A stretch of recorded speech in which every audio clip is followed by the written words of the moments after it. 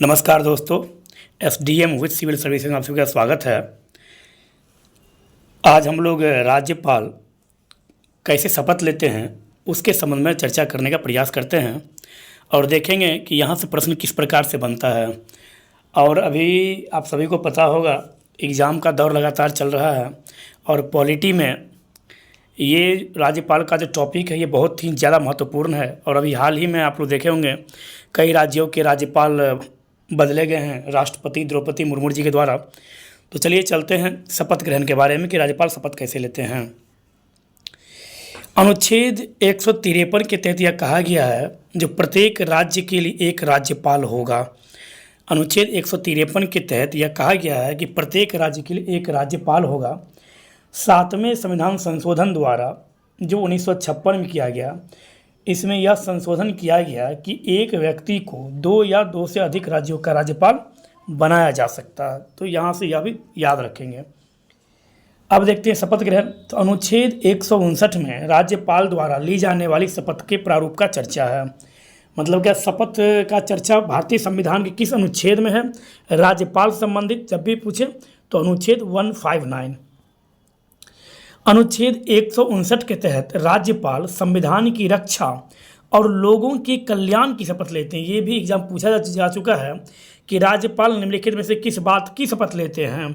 तो राज्यपाल संविधान की रक्षा और लोगों के कल्याण की शपथ लेते हैं। अनुच्छेद 159 के तहत उन्हें संबंधित उच्च न्यायालय के मुख्य न्यायाधीश या वरिष्ठतम न्यायाधीश द्वारा शपथ दिलाई जाती है। यहाँ पर कहने का तात्पर्य यहाँ पर यह है कि जिस राज्य के लिए उन्हें नियुक्त किया गया है, नियुक्त कौन करता है? तो प्रेसिडेंट एज ए राष्ट्रपति महोदया। अभी महिला है तो महोदया। लेकिन शपथ कौन दिलाता है? तो संबंधित उच्च न्यायालय, संबंधित राज्य के उच्च न्यायालय के मुख्य न्यायाधीश। यदि वो नहीं है उस समय तो उनके एब्सेंट में जो सीनियर मोस्ट जजेज होंगे, जो वरिष्ठतम न्यायाधीश होंगे, उनके द्वारा राज्यपाल महोदय को शपथ दिलाया जाएगा। किसी राज्यपाल को राष्ट्रपति द्वारा किसी अन्य राज्य का अतिरिक्त प्रभार भी दिया जा सकता है। मतलब क्या 2 या 2 से अधिक राज्यों का राज्यपाल बनाया जा सकता है। लेकिन यहाँ पर यह याद रखेंगे कि स्वयं के राज्य का व्यक्ति स्वयं के राज्य का राज्यपाल नहीं बनाया जाएगा।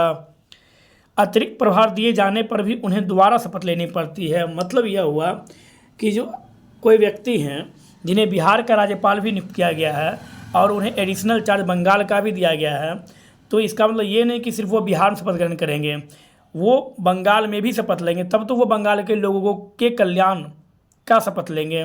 यदि वो सिर्फ बिहार का शपथ लेंगे और बंगाल में शपथ नहीं लेंगे, तब उनका जो रिस्पॉन्सिबिलिटी है वो बंगाल के लोगों के प्रति नहीं रहेगा। इसलिए उन्हें जितने राज्यों का अतिरिक्त प्रभार दिया जाएगा उन सभी राज्यों में वो शपथ ग्रहण करेंगे। यहाँ से यह बात याद रखेंगे। राज्यपाल को अतिरिक्त प्रभार दिए जाने पर उनके वेतन के अनुपात का जो निर्धारण है वह अनुच्छेद 158 के तहत किया जाता है। मतलब मान लीजिए कि एक राज्यपाल है जो बिहार के भी हैं और बंगाल के भी हैं, तो उनको वेतन दोनों जगह मिलाकर 3.5 7 लाख रुपया नहीं दिया जाएगा। जैसे ही वो एक से अधिक राज्यों का राज्यपाल बनाए जाएंगे तो उनके वेतन के निर्धारण का जो अनुपात है वो राष्ट्रपति के द्वारा किया जाएगा। और किस अनुच्छेद के तहत? अनुच्छेद 158 के तहत किया जाएगा। यहाँ से सीधा प्रश्न पूछा जा सकता है कि राज्यपाल के द्वारा ली जाने वाली शपथ के प्रारूप का चर्चा संविधान के किस अनुच्छेद में है? अनुच्छेद 159 के तहत। राज्यपाल को शपथ कौन दिलाता है? उच्च न्यायालय के मुख्य न्यायाधीश। यदि वो नहीं है तो सीनियर मोस्ट जजेज।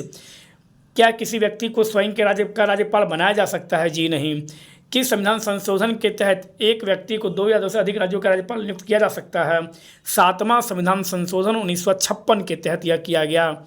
राज्यपाल का चर्चा संविधान किस अनुच्छेद में है? अनुच्छेद 153 के तहत यह कहा गया कि प्रत्येक राज्य का एक राज्यपाल होगा।